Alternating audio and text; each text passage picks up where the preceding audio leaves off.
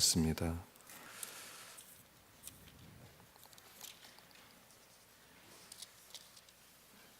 민수기 6장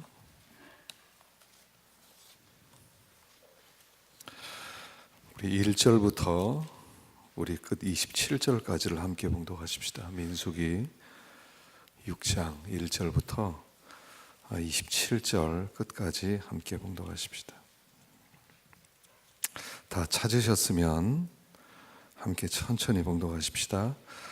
여호와께서 모세에게 말씀하여 이르시되 이스라엘 자손에게 전하여 그들에게 이르라.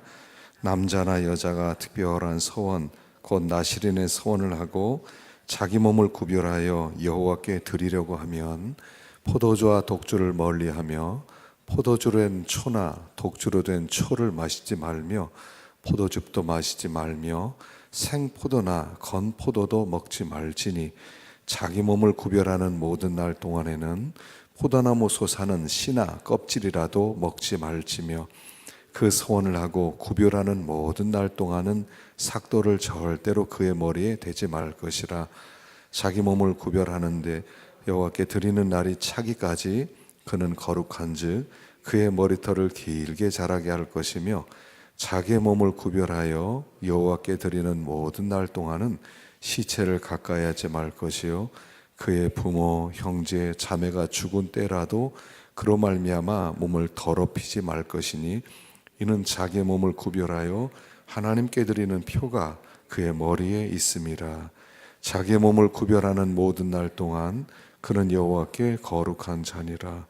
누가 갑자기 그 곁에서 죽어서 스스로 구별한 자의 머리를 더럽히면 그의 몸을 정결하게 하는 날에 머리를 밀 것이니 곧 일곱째 날에 밀 것이며 여덟째 날에 산비둘기 2마리와 집비둘기 새끼 2마리를 가지고 회막문에 와서 제사장에게 줄 것이요 제사장은 그 하나로 속죄제물로 하나를 번제물로 드려서 그의 시체로 말미암아 얻은 죄를 속하고 또 그는 그날에 그의 머리를 성결하게 할 것이며 자기 몸을 구별하여 여호와께 드릴 날을 새로 정하고 1년 된 순양을 가져다가 속건제물로 드릴지니라. 자기 몸을 구별한 때에 그의 몸을 더럽혔은즉 지나간 기간은 무효니라. 나실인의 법은 이러하니라.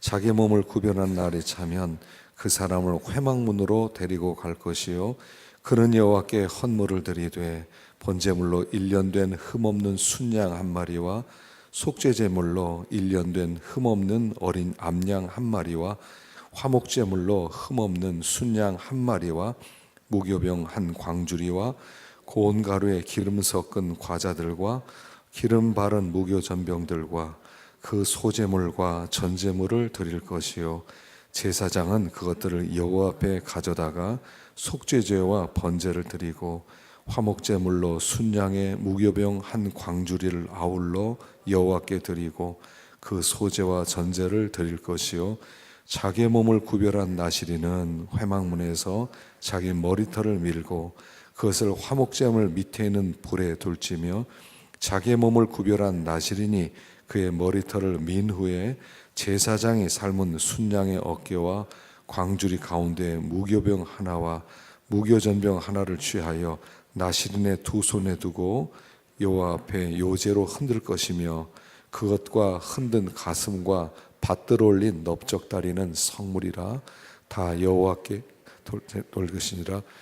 그 외에는 나실인이 포도주를 마실 수 있느니라. 이는 곧 서원한 여호와께 헌물을 드림과 행할 법이며 이와 자기 몸을 구별하는 법을 따라 할 것이니라.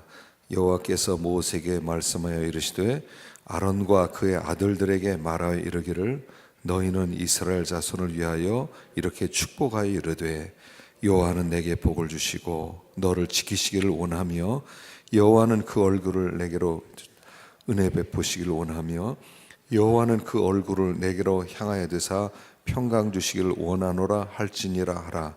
그들은 이같이 내 힘으로 이스라엘 자손에게 축복할지니 내가 그들에게 복을 주리라.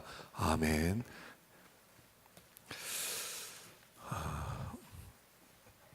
오늘 조금 이제 10분은 좀 땡겼죠? 좀 더 졸리십니까? 좀 한번 어깨를 좀 피실까요? 좀 어깨 좀 피세요. 좀 고개 어깨 좀 돌려보세요. 예. 눈이 개심치레한 분들이 있어요. 예. 고개도 좀 한번 돌려보세요. 고개도 좀. 예. 고개도 돌리고. 또 팔도 좀 이렇게 뻗으세요. 예, 팔 좀 뻗어보세요.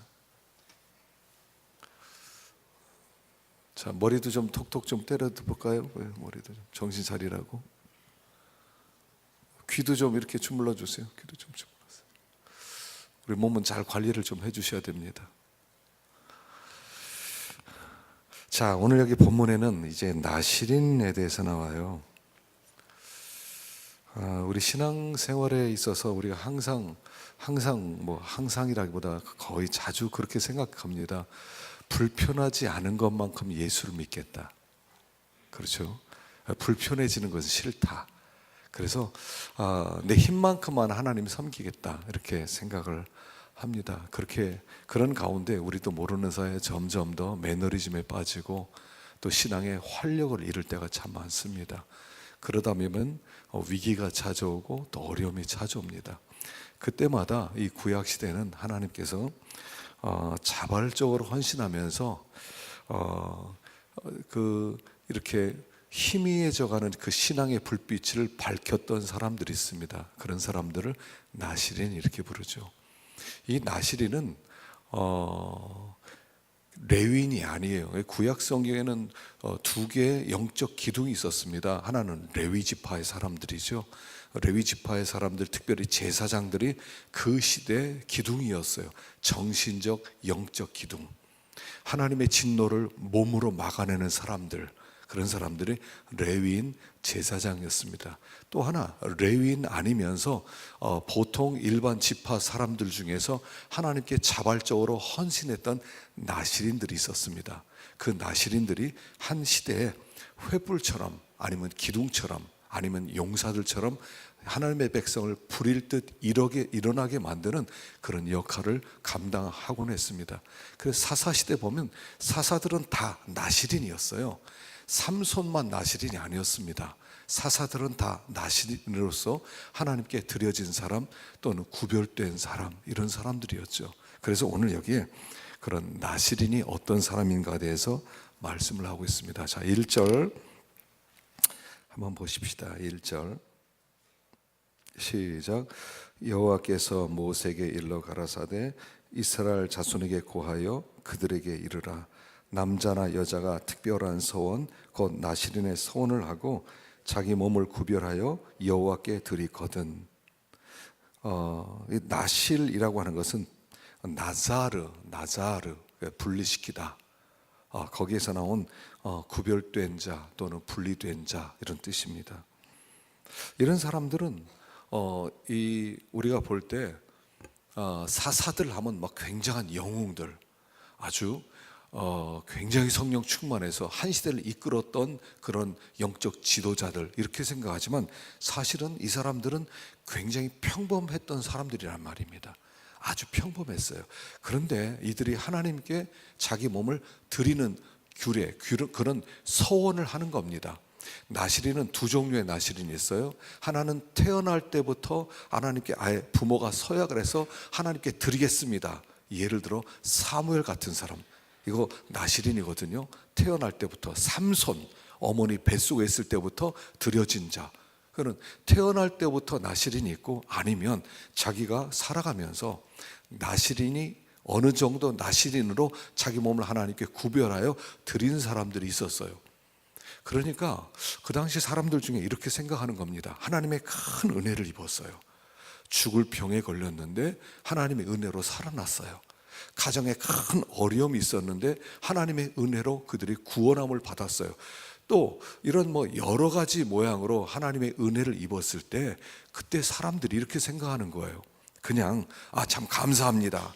그리고 감사 예물 드리고 끝나는 게 아니라 이렇게 생각해요. 하나님, 내가 이 은혜를 잊고 싶지 않습니다. 내가 이 은혜를 몸으로 기억하고 싶습니다. 하나님이 베풀어 주신 은혜를 내가 기억하면서 일정한 기간 동안 나 자신을 하나님께 헌신하겠습니다. 그리고 일정한 기간 동안에 하나님을 헌신했던 그런 나실인들이 있었단 말입니다. 그래서 그들이 이제 헌신하는 그 기간 동안에 일정 기간 동안에 뭐 예를 들어서 뭐 내가 성전에서 뭐 마당을 쓸겠다든가, 아니면 내가 땔감을 내가 자발적으로 좀 하겠다든가, 아니면 물을 떠오겠다든가, 아니면 이웃 사람들을 이웃집에 가서 내가 섬기겠다든가, 이런 구별된 사람들로서 그런 일들을 했던 사람들이 나실인이었어요. 그래서 오늘 그 나실인의 규례에 대해서 말씀을 하고 있는 것입니다. 그런데 이 나실인은 사실은 오늘 이 시대를 살아가는 그리스도인을 예표적으로 보여주는 거예요. 우리는 큰 은혜를 입었거든요. 예수 그리스도의 보혈로 말미암아 구원함을 받았어요. 그래서 우리는 그 은혜를 기억하면서 살길 원해서 하나님께 드려진 자가 되는 거예요. 그래서 너희 몸을 하나님이 기뻐하시는 거룩한 산 제물로 드리라 그랬을 때 나실인을 보여주는 거예요. 구약시대 나실인을 생각나게 하는 거예요. 너희들은 이 시대 나실인들이다. 그래서 하나님의 은혜를 기억하고 하나님께 드려진 자로서 기쁨으로 하나님을 섬기는 사람들이다, 이런 거죠. 그래서 나실인으로서 우리가 이 시대를 살아갈 때 그 시대가 견고해지는 시대가 되는 거예요. 하나님께 드려진 자, 하나님께 기쁨으로 하나님의 일에 쓰임받기를 원해서 드려졌을 때 하나님이 쓰시고 그들에게 성령의 기름 부심을 허락하시고 그리고 그들을 통해서 하나님의 구원을 이루어 가신다는 거예요. 그래서 여기에 나온 나실인은 단순히 그 시대에만 있는 것이 아니라 이 시대에 하나님 앞에 자발적으로 기쁜 마음으로, 그래서 하나님의 일에 내가 자신을 드리기를 원하는 것을 상징하는 그리스도인들을 예표하는 겁니다. 우리는 그래서 나실인이에요. 우리는 드려진 자고 구별된 자고, 그래서 우리는 이 세상과 구별된 자의 삶을 살아가는 것입니다.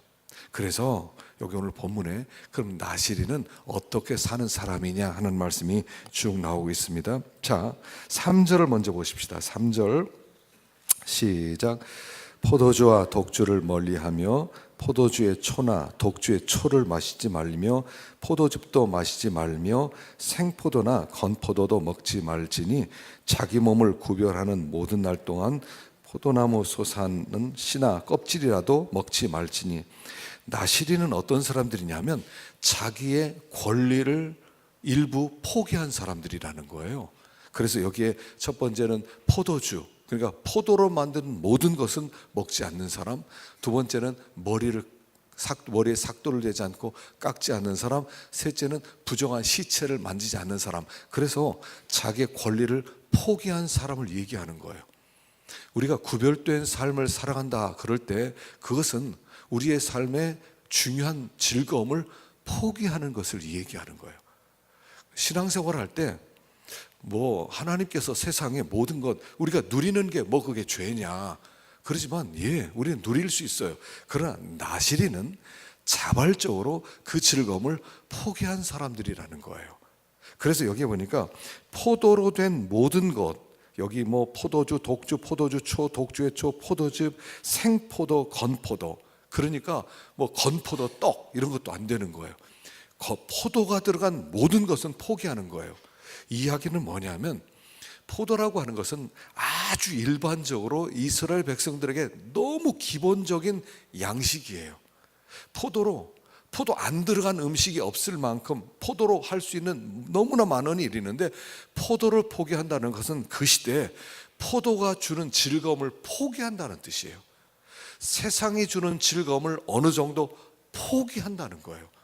그래서 구별되다 그랬을 때는 뭐냐면, 구별되다 그랬을 때는 다른 사람과 뭔가 다르게 살아가는 것인데, 제일 먼저 세상의 즐거움으로부터 하나님께 그 권리를 포기하는 사람을 얘기하는 거예요. 그래서 얼마나 어려웠겠어요. 포도로 만든 것을 못 먹는 거예요.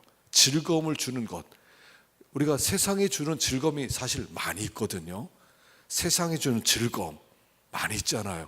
그런 즐거움을 어느 정도 포기하는 거예요. 요새는 사람들이 제일 취미 중에서 보니까 등산이 1등이었는데 요새는 낚시로 바뀌었대요. 보니까 낚시 인구가 우리나라에 700만 명이 넘는데요. 웬만하면 낚싯대 다 있고요. 아마 있으신 분도 많이 있을 거예요. 웬만하면 보니까 호숫가 냇가에 가서 이거 들이고 앉아 있다는 거예요. 재밌잖아요. 여러분 또 뭐 스마트폰에 있는 게임들, 또 컴퓨터 이런 것들 얼마나 즐거워요. 세상에 주는 것들이 많아요. 어떤 영화 또는 텔레비전 이런 것들은 우리에게 즐거움을 준단 말입니다. 그 즐거움을 포기하는 것을 얘기해요. 그래서 그거 하는 것 자체가 죄라기보다 그것을 포기함으로 말미암아 내가 하나님의 구별된 백성이고 내가 하나님 앞에 그 즐거움을 누리지 않기로 작정한 사람이다, 이런 뜻이에요. 그런데 생각해 보셔요.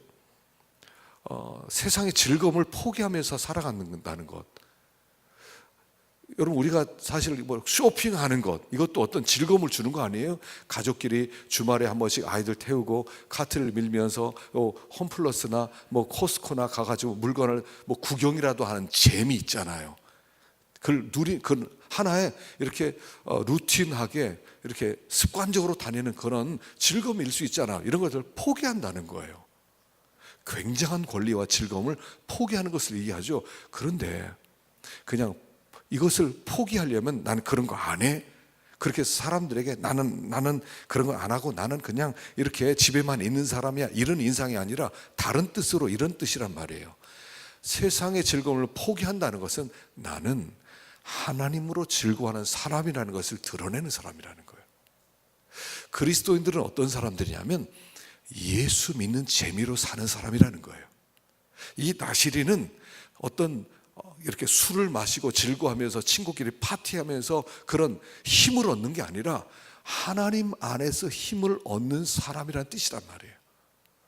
우리가 신앙생활을 정말 제대로 하시려면 예수 안에서 누리는 즐거움이 있어야 돼요. 예수 안에서 누리는 즐거움이 없으면 우리는 반드시 세상적 즐거움을 향할 수밖에 없어요. 세상적 쾌락을 향해 달려갈 수밖에 없어요. 그래서 우리가 세상적 즐거움에 빠지지 않기 위해서는 영적 즐거움의 맛을 좀 봐야 돼요. 여러분 요즘 어떠십니까? 신앙생활에 있어서 영적 즐거움이 좀 있으신가요? 예수 믿는 즐거움. 예전에 신앙생활하던 우리 선진들은요, 예수 믿는 즐거움이 최고라고 그랬어요. 여러분 예수 믿는 즐거움이 최고라고 고백할 수 있어요? 교회 나와서 예배드리는 기쁨, 새벽에 기도함으로 하나님 만나는 기쁨, 성도들 서로 만나서 손 붙잡고 서로 교제하는 그 기쁨, 섬기고 베푸는 그 기쁨이 이 세상이 주는 낚시나 등산이나 어떤 영화나 스마트폰이 그런 즐거움보다 훨씬 더 큽니다 라고 고백할 수 있냐 말이에요. 그런 사람을 나시린 이렇게 불렀단 말이에요. 나는 이거 안 하는 사람이 아니라 적극적으로 하나님 안에서 즐거워하는 사람이라는 뜻이란 말이에요. 우리가 신앙생활을 잘하려면 예수 안에 있는 즐거움을 누릴 수 있어야 돼요. 예배가 즐거워야 돼요. 아, 예배 드리니까 참 좋다, 하나님 앞에 나오니까 좋다. 그럼 이겁니다. 세상의 즐거움도요, 자꾸 맛보면 빠져들어가요. 못 헤어져 나와요. 그냥 거기에 빠져버리는 거예요. 세상이 너무 재밌는 거예요. 너무 좋은 거예요. 한번 빠지면 거기서 중독되어서 나올 수가 없어요. 그런데 예수 안에서 누리는 이 즐거움은 훨씬 더 큰 중독이 있다는 거예요. 텔레비전도요, 한번 안 보기 시작하면요, 텔레비전 나중에 보려고 그러면 너무 맛이 없어요. 그렇죠? 이거 뭐하러 텔레비전 보고 앉아있나, 이런 마음이 들지 않아요? 어떤 것이든지 그래요. 예수 안에서 말씀이 주는 즐거움, 교제가 주는 즐거움, 하나님을 만나는 즐거움, 이런 즐거움을 누리면서 살 때 우리는 이 세상을 향하여 선포하게 되는 거예요. 얘들아, 그걸 즐거움이라고 하느냐? 아, 그 쇼핑도 하는 게 뭘 그렇게 즐거워? 그렇게 돈 쓰는 게 재밌어? 야, 그럼 맨 돈 쓰고 시간만 아깝지 않냐? 돈 아깝지 않냐? 이렇게 선포할 수 있어야 된다는 거예요. 근데 예수 안에는 즐거움이 없어요. 요새 제가 찬송을 이렇게 부를 때마다 뭐를 느끼냐면, 여러분 찬송도요, 맛을 느껴야 돼요. 찬송을 그냥 와 찬송 막 부르면요 그 재미없어요. 찬송도요 뜻을 생각하면서 하나씩 부르다 보면요 얼마나 달콤한지 몰라요. 와 찬송 참 달콤하다. 참 여기에서 즐거움을 누리지 못하면 자꾸 다른 데서 즐거움을 찾으려 헤맨다고 하는 거예요. 그래서 나시린이란 예수원의 즐거움을 누리는 사람이다 이런 뜻이란 말이에요. 그게 포도주와 독주, 세상이 주는 물질적 즐거움에 빠지지 않고 하나님이 주는 즐거움으로 살았던 사람이다 이런 뜻이란 말입니다. 두 번째는 머리를 깎지 말라고 그랬어요. 자 5절 시작. 그 서원을 하고 구별하는 모든 날 동안은 삭도를 도무지 그 머리에 대지 말 것이라. 자기 몸을 구별하여 여호와께 드리는 날이 차기까지 그는 거룩한즉 그 머리털을 길게 자라게 할 것이며. 여기 머리털은요 무엇을 얘기하냐면 주인을 얘기하죠. 주인. 여자들이 머리털을 길게 기르라고 그랬는데 그것은 그 위에 주인, 남편이 있다 이런 뜻이라고 그랬어요. 머리털이 없으면 덮으라고 그랬어요. 그래서 머리털이라고 하는 것은 뭐냐면 나의 주인을 얘기하는 거예요. 그래서 내가 여기 머리털을 깎지 않는다는 것은 뭐냐면 나의 주인은 하나님이신데 지금 나의 초점은 하나님께 맞춰져 있다 하는 표시란 말이에요. 나의 초점은 하나님께 맞춰져 있어서 나는 하나님께 드려진 사람이고 하나님의 일을 최우선적으로 생각하는 사람이다. 나는 그렇게 하나님을 사랑하는 사람이다 이런 뜻이란 말이에요. 하나님께 초점이 맞춰진 사람, 난 하나님의 일을 제일 먼저 생각하는 사람, 나에게는 하나님밖에 없는 사람, 나시린 이런 사람이라는 거예요. 난 지금 하나님과 열애 중이라는 거예요. 난 하나님과 열애 중이라는 거예요. 하나님과 사랑에 빠진 사람이라는 거예요. 이런 사람이 나시린이에요. 우리 그리스도인들이 나시린으로 사랑한다는 것은 하나님과 사랑에 빠져 있는 것을 얘기해요. 초점이 하나님께 맞춰져 있고 하나님 나의 삶이 전부고 나는 하나님의 아무것도 없고 하나님이 나의 모든 것이고. 사람들이 물어보면서 야 너 뭐하냐 요새 무슨 즐거움으로 사냐 그러면 나 하나님과 열애 중이야. 하나님과 사랑에 빠져 있어. 나 말리지 마 이런단 말이에요. 이게 머리털을 길게 기는 사람들, 이게 표시로 나타나요. 하나님께 헌신된 표시, 하나님을 사랑한다는 표시가 머리털로 나타나요. 그래서 머리털로 나타나서 머리털 긴 사람 보면 저 사람 하나님께 헌신된 사람이구나. 저 사람은 하나님밖에 모르는 사람이구나. 하나님을 항상 앞세우는 사람이구나. 자기를 아무것도 안 하는 사람이구나. 그냥 하나님밖에 모르는 바보구나 라는 의미로 보여줬다는 거예요. 그런데 여기 놀라운 일이 있어요. 하나님께 그렇게 초점을 맞춰서 하나님께 헌신되고 하나님만 사랑하게 되면 거기에 능력이 나타나는 거예요. 거기에 능력이 나타나요. 그래서 삼손이 머리털 하나님께 향하고 하나님께 집중하고 하나님께 헌신된 사람입니다. 이 표시 하나님만 사랑했을 때 거기에 능력이 나타나는 거예요. 그래서 우리의 능력은 어디 있냐면 사실은요 사랑의 능력이에요. 사랑의 능력이에요. 사랑하면요 못하는 게 없어요. 예전에 뭐 그런 거 있지 않았습니까? 아이가 이렇게 노는데 차가 이렇게 언덕배기에 세워놨는데 사이드 브레이크를 안 잡았어요. 그러니까 이게 점점점 내려오더니 아이가 놀고 있는데 아이를 그냥 위에 올라가 버렸어요. 아이가 소리를 치면서 소리를 지르니까 엄마가 달려나왔는데 집차 하나가 아이를 타고 있는 거예요. 그러니까 이 엄마가 어떡하냐면요 뒤에서 그냥 아무 생각도 없었대요. 트럭을 뒤에서 번쩍 들어버리는 거예요. 나와라 그렇게. 나중에 아이 나온 다음에 이거 어떻게 들었냐 다시 해봐라 그러니까 올라가지가 않더래요. 내가 어떻게 이걸 들었는지. 이게 사랑이에요. 하나님께 집중하는, 하나님께 헌신된, 하나님과 열애 중, 하나님과 열애 중. 그래서 우리가 하나님께 완전히 헌신되어서 난 하나님밖에 없습니다. 우리가 사람들이 우리에게 물으면 이렇게 답변할 수 있으면 좋겠어요. 나는 지금 하나님과 열애 중이에요. 하나님과 사랑에 빠졌어요. 나는 아무것도 안 보여요. 내 눈에는 하나님밖에 없어요. 이 사람은 능력 있는 삶을 살게 된다는 거예요. 그 앞에는 어떤 어려움이나 어떤 고난이나 어떤 죄나 어떤 장애물도 다 뛰어넘을 수 있다는 거예요. 이 사랑의 능력으로 이 사람이 나시린이었단 말이에요. 삼손이 머리를 깎았을 때 아무런 힘이 없어져요. 마음이 하나님을 떠나서 하나님을 사랑하지 않게 될 때 어떤 능력도 머물지 않았다는 거예요. 우리가 가진 능력은요, 사랑의 능력이에요. 하나님의 사랑만 하면 못할 일이 없어요. 뭐를 못하는 거예요? 하나님을 사랑하면 못하는 게 뭐예요? 하나님을 사랑하는데, 사랑에 빠져버렸는데, 사랑에 미쳐버렸는데 못하는 게 뭐예요? 나 그거 못해요, 이거 못해요. 하나님이 사랑하지 않는다는 뜻이죠. 난 바빠요, 해야 될 일이 많아요, 난 그렇게 하나님 사랑하지 않아요. 근데 최소한도로 불편하지 않을 만큼 하나님 섬기는 거예요. 이런 고백밖에 더 되겠냐 하는 것이에요. 그래서 머리를 기른다 하는 것은 하나님과 데이트하는 사람, 하나님과 사랑에 빠진 사람, 그리고 그 사랑의 힘으로 세상을 이겨나가는 사람이다, 이런 뜻이라는 거예요. 세 번째는 시체, 부정한 것을 만지지 말라고 그랬죠. 6절 시작. 자기 몸을 구별하여 여호와께 드리는 모든 날 동안은 시체를 가까이 하지 말 것이요, 그 부모 형제가 죽은 때라도 그로 인하여 더럽히지 말 것이니, 이는 자기 몸을 구별하여 하나님께 드리는 표가 그 머리에 있음이라. 자기 몸을 구별하는 모든 날 동안 그는 여호와께 거룩한 자니라. 몸을 구별하여 하나님께 드리는 이 나시리는 그 기간 동안에 시체를 가까이 하지 말라는 거예요. 부정한 것을 가까이 하지 말라는 거예요. 자, 성경은 죽은 자를 신성시하지 말라는 거예요. 사람은 살아있을 동안에 하나님의 영광이 있어요. 하나님의 형상대로 지음을 받았기 때문에 살아있는 자에 대해서는 절대로 어떤 모독을 하면 안 돼요. 살아있는 사람에 대해서는 업신여기면 안 돼요. 그에게는 하나님의 영광이 있기 때문에 살아있는 자를 대할 때는 우리가 잘 대해줘야 돼요.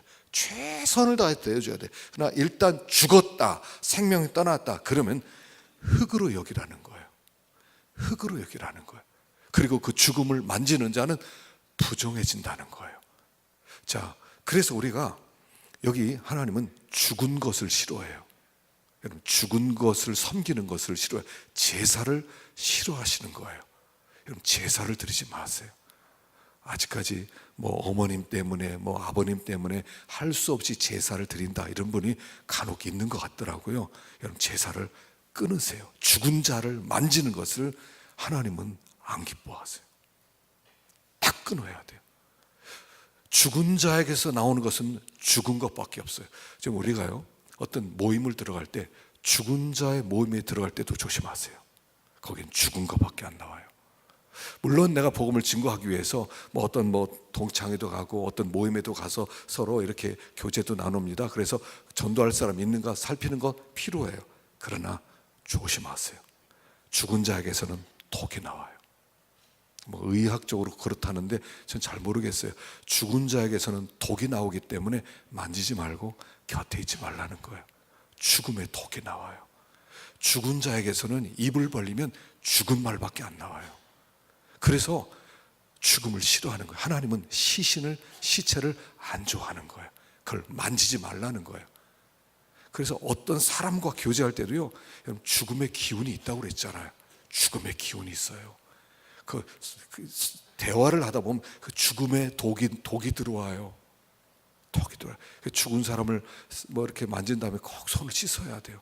씻고 또 이렇게 그 다음부터는 정상적으로 이렇게 장례 절차로 들어가야 되지, 막 붙들고 만지고 울고 절대로 그러면 안 돼요.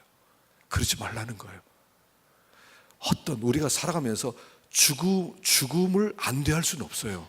죽어 있는 것들 안 대할 수 없어요. 죽은 자들의 모임을 안 대할 수 없어요. 죽은 어떤 사업 속으로 안 들어갈 수 없어요. 그러나 조심하라는 거예요. 거기에 부정하게 되어서 영향을 입어서 같은 죽음의 그런 기운이 들어갈까 봐 조심하라는 거예요. 그래서 이 삼손도요, 죽은 시체, 그 사자의 시체를 만지죠. 꿀 먹겠다고, 사실은 꿀 먹겠다고 그 사자의 그 죽은 그 시체에다가 손을 대요. 죽음이 기운이 들어오는 거예요. 죽음의 기운이. 그래서 그 죽음의 기운으로 말미암아 자기를 죽여가는 거예요. 그가 머리 깎이기 전에 이미 그는 죽어가고 있었어요. 죽어가고 있어요. 가만히 생각해 보세요. 그러니까 우리가 한 주일 동안 살아가면서 혹시 죽은 것을 만지지 않느냐는 거예요. 죽음의 기운이, 죽음의 독이 나온 것들을 만지면서 그 부정한 것들을 즐기고 있지 않느냐는 거예요. 위험하다는 것이죠. 그래서 여기 죽은 시체를 여기 가까이 하지 말라, 죽은 것에 힘을 들이지 말라라고 얘기하는 거죠. 그런데 나실인 서약을 하다가 때때로 몸이 부정해졌어요. 옆에서 갑자기 사람이 죽었어요. 나도 모르게 죽은 자를 만지게 돼요. 이런 경우에는 어떻게 하느냐 하는 말씀이 여기 나옵니다. 9절 시작. 누가 호련히 그 곁에서 죽어서 스스로 구별한 자의 머리를 더럽히거든 그 몸을 정결케 하는 날에 머리를 밀 것이니 곧 제7일에 밀 것이며 제8일에 산비둘기 2마리나 집비둘기 새끼 2마리를 가지고 회막문에 와서 제사장에게 줄 것이요 제사장은 그 하나를 속죄 제물로 하나를 번제물로 드려서 그의 시초로 인하여 얻은 죄를 속하고 또 그는 당일에 그의 머리를 성결케 할 것이며 자기 몸을 구별하여 여호와께 드릴 날을 새로 정하고 1년 된 순양을 가져다가 속건제로 드릴지니라. 자, 몸을 나실인의 서약을 어겼을 때 머리를 밀고 제7일 날 머리를 밀고 산비둘기 2마리나 집비둘기 2마리를 가지고 제사장에게 주고 제사장은 하나를 속죄 제물로 하나는 번제물로 드리고 그 시체로 인하여 얻은 죄를 속하고 당일에 머리를 성결하게 하고 그리고 그 자기 몸을 구별하여 여호와께 드릴 날을 새로 정하고 무슨 얘기냐면요, 나신으로 우리가 살아갑니다. 구별된 자로 살아갑니다. 믿음으로 살아갑니다. 하나님께 헌신하면서 살아갑니다. 세상 즐거움에 빠지지 않고 믿음으로 살려고 애를 씁니다. 그러다가 우리도 모르는 사이에 넘어질 수 있잖아요. 죄에 빠질 수 있잖아요. 실수할 수 있잖아요. 넘어져서 우리도 모르게 아주 낙심하고 좌절할 때가 있잖아요. 그때 어떻게 해야 되느냐 이런 얘기예요. 그때는요, 다시 시작하라는 얘기예요. 하나님이 우리에게 주신 축복 중에 정말 놀라운 축복이 뭐냐면요, 다시 시작의 은혜예요. 다시 시작의 은혜. 이 세상은 너 끝났어. 그럼 끝난 거예요. 그런데 하나님은 다시 시작해봐라. 자, 하나님께 죄를 다 속하고 하나님 제가 죄인입니다. 하나님 제가 이렇게 나실인의 규례를 지키지 못했습니다. 하나님 제가 부정한 자가 되었습니다. 회개한 다음에 하나님이 다시 나를 정해서 새로 시작하라는 거예요. 이게 우리가 얻은 최고의 은혜 중에 하나예요. 넘어지면 다시 일어나봐. 다시 해봐. 그리고 과거는 없는 것으로 여겨주는 거예요. 이게 얼마나 큰 축복입니까? 거의 우린 과거에 매여 있잖아요. 옛날에 실패한 거, 옛날에 넘어진 거, 옛날에 왜 그랬지? 그 사람들도 옛날에 맨날 똑같이 그러지 않냐? 항상 이러지 않습니까? 근데 하나님은 새로 시작하래요. 새로 시작해봐. Try again. 다시 시작해봐. 또 해봐. 이게 하나님이 우리에게 주신 은혜예요. 여러분, 한번 넘어졌어요? 괜찮아요. 또 일어서세요. 난 끝났어. 아니에요. 다시 일어서세요. 다시 해봐. 과거를 내가 지워줄게. 하나님께서 새로 일으켜주시는 은혜로 우리에게 기회를 또 주신다는 거예요. 이게요, 하나님은 너무 바보 같으셔요. 우리는 그 하나님의 바보 같은 것을 자꾸 이용하잖아요. 하나 또 용서해 줄 거니까, 또 용서해 줄 거니까. 그리고 또 넘어졌다가 또 일어서고, 넘어졌다가 또 일어서고, 그냥 습관적으로. 그럼에도 하나님은 여전히 다시 일어서봐. 사람은 그게 안 통해요. 몇 번이나 봐줘야 되냐? 도대체 너를 몇 번이나 봐줘야 돼? 근데 하나님은 아니, 다시 해봐. 어느 정도까지 기회 주신다고요? 70번씩 7번이라도 다시 일어서봐. 넘어지셨어요? 다시 일어서세요. 괜찮아요. 사람들도 손가락질 할 거예요. 괜찮아요. 일어서. 다시 걸어가. 다시 해봐. 한번 넘어져서 일어설 때마다 조금씩 더 강해지는 거잖아요. 아이들이 걸음마를 배울 때 얼마나 많이 넘어져요. 김연아가 그 트리플 점프를 하기 위해서 뭐 수천 번을 넘어졌대잖아요. 다시 일어서서 또 하는 거예요. 하나님이 우리에게 주신 은혜요. 다시 일어서 봐. 그리고 나서 마지막에 여기 제사장의 축복이 나오는 것입니다. 잘 아시는 말씀이죠. 23절부터 읽어봅시다. 시작. 아론과 그 아들들에게 고하여 이르기를 너희는 이스라엘 자손을 위하여 이렇게 축복하여 이르되 여호와께서 내게 복을 주시고 너를 지키시기를 원하며 여호와는 그 얼굴로 내게 비치사 은혜 베푸시기를 원하며 여호와는 그 얼굴을 내게로 향하여 드사 평강 주시기를 원하노라 할지니라 하고 그들은 이같이 내 이름으로 이스라엘 자손에게 축복할지니 내가 그들에게 복을 주리라. 하나님은 아론과 제사장들에게 이스라엘 백성을 축복할 수 있는 권한을 주셨어요. 이게 오늘 우리에게 주신 축복권입니다. 우리 믿는 사람들은 축복권이 있어요. 우리가 나신 이름으로 살아가면서 또 하나님께서 우리에게 주신 축복의 권세가 있어서 우리는 누구든지 축복할 수가 있어요. 축복하는 대로 되게 돼 있어요. 그래서 이 축복권을 자꾸 사용해야 돼요. 가정에서 아버지가 자녀들 자꾸 축복하세요. 뭘 그렇게 축복 받을 만큼 자격 있으면 받겠지 뭐. 아니요. 그래 축복을 계속 하세요. 아이들을 위해서, 자녀들을 위해서 계속 복을 빌어주세요. 그러면 하나님이 귀에 들린 대로 해주시겠다는 거예요. 자, 그런데 어떻게 축복합니까? 그 축복은 첫 번째, 너를 지키시기를 원하며. 지켜주시는 복이에요. 지켜주시는 축복. 우리가 살아가는 세상은 위험한 게 많아요. 어려움도 많아요. 이 세상에서는 우리가 참 이 한 세상에서 그 어려움, 그런 위기, 위험, 또 이상한 이단들, 이상한 사람들, 이상한 사기꾼들 여기에 빠지지 않고 살아간다는 게 어려워요. 근데 하나님이 지켜주시겠다는 거예요. 특별히 그 시대는 도적도 많았고 강도도 많았고 그렇게 전쟁도 많았고 기근도 많았고 전염병도 많았고 지금보다 훨씬 더. 그럼에도 불구하고 하나님이 지켜주시는 복을 주시겠다는 거예요. 우리가 예수 안에 있을 때 하나님께서 우리를 지켜주실 줄로 믿으십시오. 지켜주세요. 하나님은 나를 지키실 것이다. 하나님 나를 붙드실 것이다. 여러분 이 믿음을 가져야 돼요. 이게 하나님이 우리에게 주시는 첫 번째 복이에요. 그래서 하나님이 지켜주신다 그럴 때 걱정하지 말라는 거예요. 걱정하지 마라. 하나님이 지켜주신다. 하나님이 복 주신다. 하나님께서 너와 함께 하신다. 그래서 두려워하지 마라. 놀라지 마라. 하나님이 약속하시는 거예요. 첫 번째는 지켜주신 복이 있어요. 두 번째는 여호와는 그 얼굴을 내게로 향하여 내게 비추사 은혜 베푸시기를 원하며 그 여호와는 그 얼굴을 내게로 향하여 드사. 얼굴이죠. 얼굴을 비춰주시는 거예요. 얼굴빛을 비추어주신 복. 자, 이 얼굴빛을, 하나님의 얼굴빛을 여기 이렇게 표현하는 겁니다. 사실은 태양빛으로 지금 상징적으로 얘기하는 거예요. 얼굴 비춰줄게, 얼굴을 너에게 향해 줄게 하는 것은 마치 태양이 너를 향해 비치는 것과 같다 이런 뜻이죠. 그래서 태양빛이 비춰진다는 거.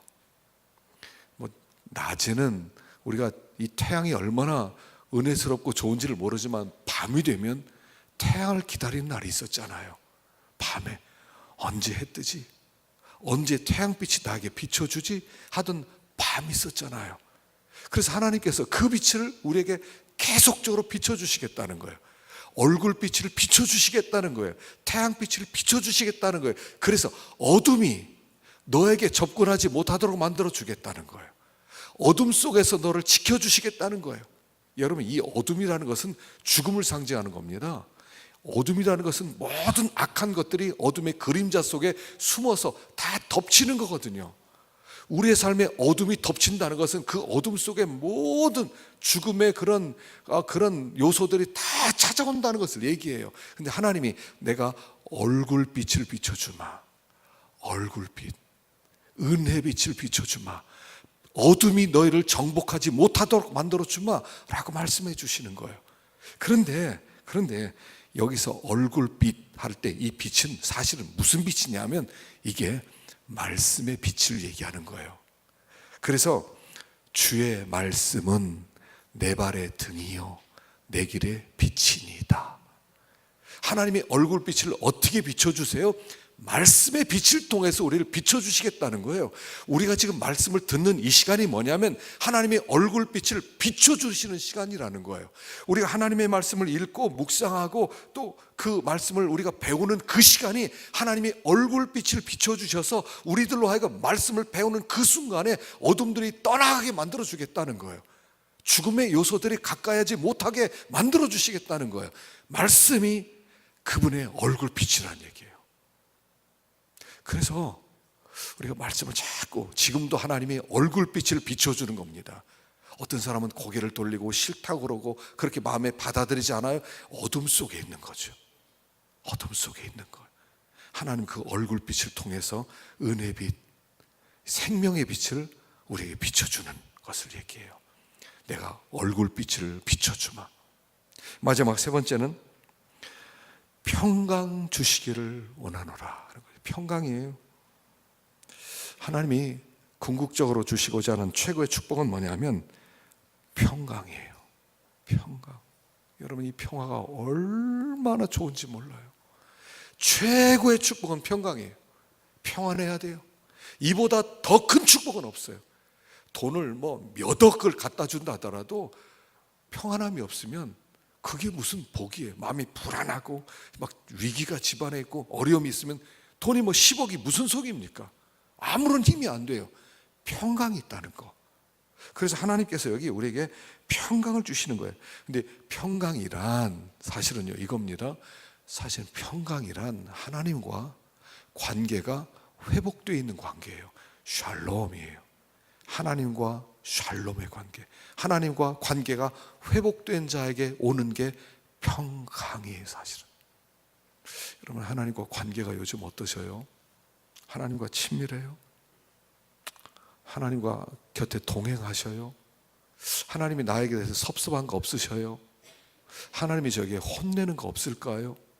하나님이 저를 어떤 눈으로 바라보실까요? 그래서 혹시 하나님이 좀 안 좋게 보시고 좀 찝찝한 부분도 있으면 그냥 토해 놓는 거예요. 그럼 다시 평안이 회복되는 거예요. 최고의 축복은 평안이에요. 그래서 하나님과의 관계가 회복되고 그럼 이런 마음이 들어요. 하나님과의 관계가 회복되면 하나님이 알아서 다 해주실 것 같아요. 다 해주셔요. 그래서 하나님께서 다 해주실 것 같은 그 마음이 평안함으로 바뀌게 되는 거예요.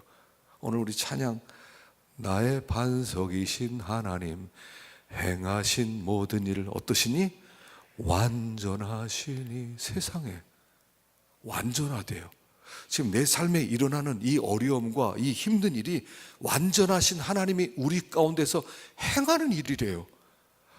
여기서 말하는 평강은 소극적 평강이 아니에요. 아무 일도 없게 만들어주는 게 아니에요. 원수도 없애주고 기근도 없애주고 전쟁의 소문도 없애주고 그런 평안함이 아니라 모든 어려움이 있고 모든 위기가 있고 모든 그런 원수들이 찾아온다 하더라도 하나님을 믿음으로 말미암아 오는 평안함이라는 거예요. 여러분, 언제 평안해지냐면요, 하나님을 믿으면 평안해져요. 왜 불안해요? 하나님을 못 믿는 거예요. 하나님을 못 믿어요.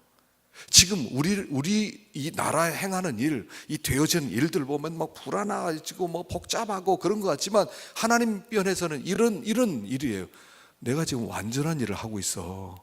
너 뭐 그렇게 불안해하냐? 난 완전하잖아. 내가 하는 일이 실수한 적 있었니? 나 완전하잖아.